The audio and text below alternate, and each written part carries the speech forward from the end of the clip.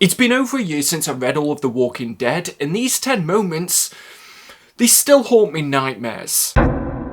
Woof woof! Hey guys, it's me Marcus, aka the Mad Dog, and we're back with another video. Kicking this off at number 10, I'm going to go with the first time we saw a herd try to properly attack Alexandria. But when it got to this point in the story, we had seen a herd before when they were trying to attack Rick and Carl when they were just on the run for a bit. But for me, it's much more intimidating when you see one of these herds trying to go at a fixed location. That's the home that they've built for themselves. It's like the 7th or 8th glimmer of hope that they've had in this series so far. And these herds are intimidating. At the point when this happened in the story, we kind of got a little bit used to the walkers, and the fear that you felt for the characters when you saw them go up against a walker on their own, or even if there was just a couple of them, it kind of diminished. It did happen a couple of other times later on in the series, and yeah, of course they did that trope of just adding more, but that first time when I knew that the survivors were going to have to hold the ground was just something that made this series so incredible. Number 9, and if you haven't twigged already, this is going to be a full spoiler video, so I'd recommend jumping off this now if you don't want anything ruined, or actually just watching the review that I did last year, because I did have a spoiler-free section. But next up, I'm going to go with Carl shooting Shane. I was very young when I started this series, and when this happened, I just knew that this was going to be something different. It was that realization that the humans are more likely to kill each other than the walkers that they're trying to run away from. And this tension between Shane and Rick had been building for the first 6 issues, and I thought that that was going to be something that would propel the rest of the series. Going into this, I heard plenty of people saying that this is a series where no one's safe, and I thought, yeah, sure, of course, you hear that kind of thing all the time, but this is when I really realized it. And spoiler alert for this list, it's also going to be the reason why Carl killing Ben isn't going to be on here, because I think Carl killing Shane was just so much more impactful, and when Ben started to kill other kids, I just knew that Carl was going to be the one to even the odds. You might disagree with me on that, that's fine. I'm just doing this video to have a bit of fun. And I know what you're thinking, is this going to be another one of them top 10 lists? I say top 10 because it's better for the algorithm, when in actual fact it's a top 15. Kinda like what I got accused of in the Ultimate Spider-Man video, and honestly guys, I'm just disappointed that you'd accuse me of that. It's just honestly disgusting. Like, if that was gonna happen, I would need something in 15th place. And I guess, you know, for the sake of the argument, I would go for the realization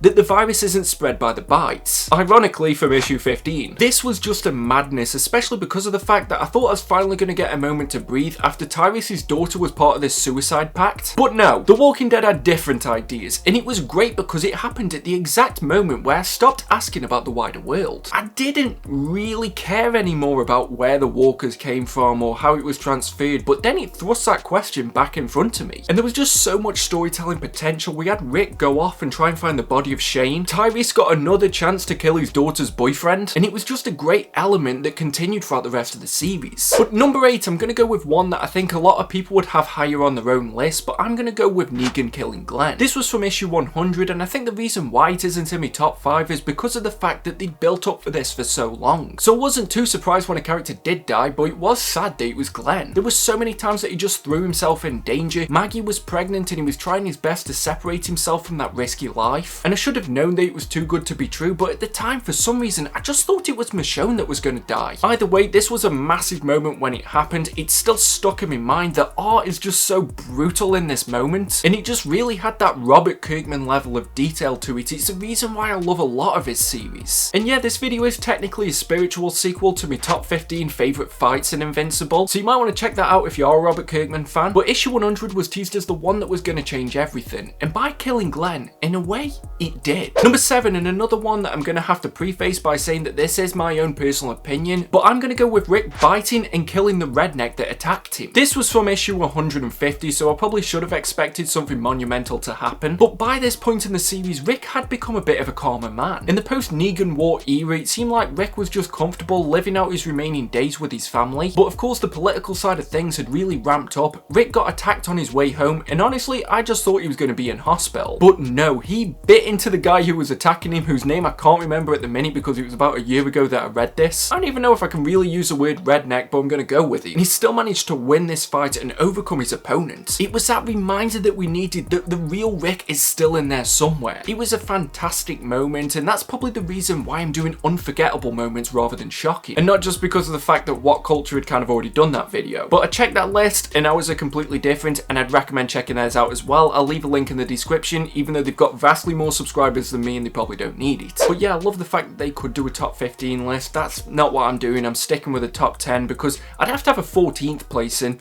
you know, for argument's sake, I'd probably go with, you know, Tyrese fighting Rick. This was from issue 23, and the reason why this is so unforgettable for me is because, well, Tyrese is my favourite character. When I met Charlie Adlard in 2011, he was the character that I wanted a sketch of. And The Walking Dead has a ton of shocking moments and gory moments, but this is one that was just kind of sad to see. These two had developed a bond that was one of the only silver linings of this post-apocalyptic world. But of course, Rick is a man of principles who never shies away from a fight, so when he found out that Tyrese cheated with Michonne, he was going to throw down. And this is one of those fights that on paper, I would definitely advise that Rick does not take. But he did, and it was still brutal, and I absolutely hated every single moment of it because I didn't want these two fighting. And because of this moment, it brought all of those previous conversations to a head where people were wondering if maybe the pressure of being leader had got to Rick's head. And it gave us one of the greatest moments in this series where he told us all that we are the Walking Dead, which deserves a double page spread and is one of the reasons why I upgraded to these oversized hardcovers, which you can get along with other books from the channel sponsor,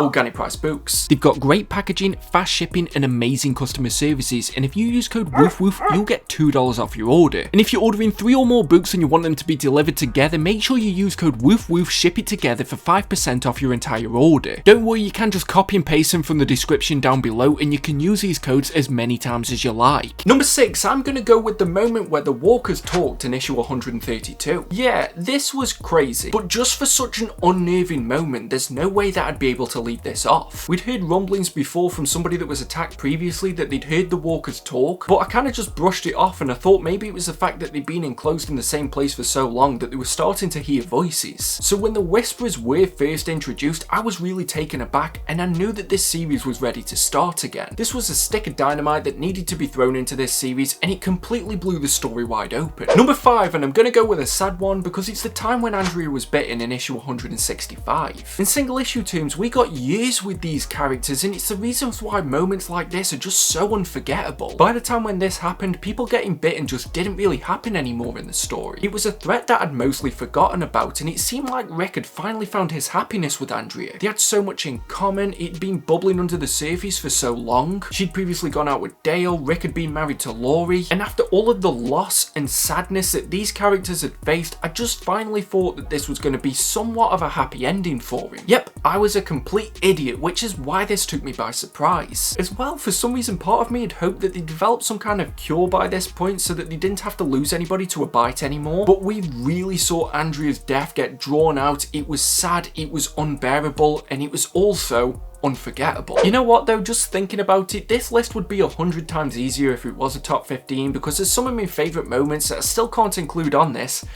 You know, kind of like Rick losing a hand. This happened in issue 28 when the series had already been out for years, but the series had barely begun in the grand scheme of things. And yeah, the reason why this isn't making it higher for me is because it was mostly for shock value, and I think I read somewhere that Robert Kirkman just put this moment in to see what had happened, and it didn't really play that big of an effect into the entire story. Yeah, it wasn't like his hand grew back or anything, but just showed the mindset of the governor and that this isn't somebody that they should be messing with. So I know I said I wasn't ranking these based on shock value, but either way, this would still make it into my top 15, which again, this video isn't. Number 4 is from issue 83 when Carl is shot. I 100% thought that this was going to be the death of Carl, and if it was, then it might have taken me number 1 spot. But there's just so much happening in the build up to this. You've got Rick and the families running to safety. You think they've just about made it, and then Rick turns around and Carl's missing an eye. And this might be the reason why I like Robert Kirkman's stories, because he seems to hate kids just as much as I do. But because of the journey that we'd been on with Rick, I was just begging that Carl wasn't going to die because I knew it would just be such a detrimental thing to happen to Rick. Carl was pretty much the only thing he had left to live for, so even though it wasn't as fatal as it might have first seemed, it was still one of those moments that's etched into my brain. And for any zombies watching, that's my delicious, delicious brain. It's funny though, because a top 12 list would have allowed me to really open up this list a bit more. Like in 12th place, I could have had something like that moment when Brandon was dumb enough to release Negan. This is from issue 152, and from the moment that I saw that Rick hadn't killed Negan and he was keeping him in a prison cell, that he would eventually escape. And yeah, Negan never really came back to be as big of a figure again as he was earlier on in the series. Like, I thought he was going to come back and be the big bad guy at the end, especially because I already knew how this series was going to end. But I thought Negan was going to break out, and yeah, it shouldn't come as a massive surprise because we've seen how manipulative he can be. He was pretty much living out his favourite Mad Max fantasy, and in all honesty, I can't really blame him. But Brandon had been one of those characters that had been slowly annoying me since he entered the series, and the fact that he was the person that released Negan just made me hate him more. I was just so dumbfounded that anybody would be this stupid, but if that didn't happen, then it wouldn't have been on this list. Number 3 is from issue 55, and it's when Maggie tries to commit suicide. Now, there's a lot of deep, dark stuff that happens in this series that makes you question the human condition and morality, but for me, the most real moment was when Maggie was hanging from that tree. We saw so many people die at the campsite and at Herschel's farm and at the prison. We lost people to fight and walkers, but this was that realization that sometimes this world could have too much of an effect on someone. And Maggie was such a lovable character that this moment just really hit me hard. I'm sure we've all gone through our own struggles, myself included, and this was one of those moments that,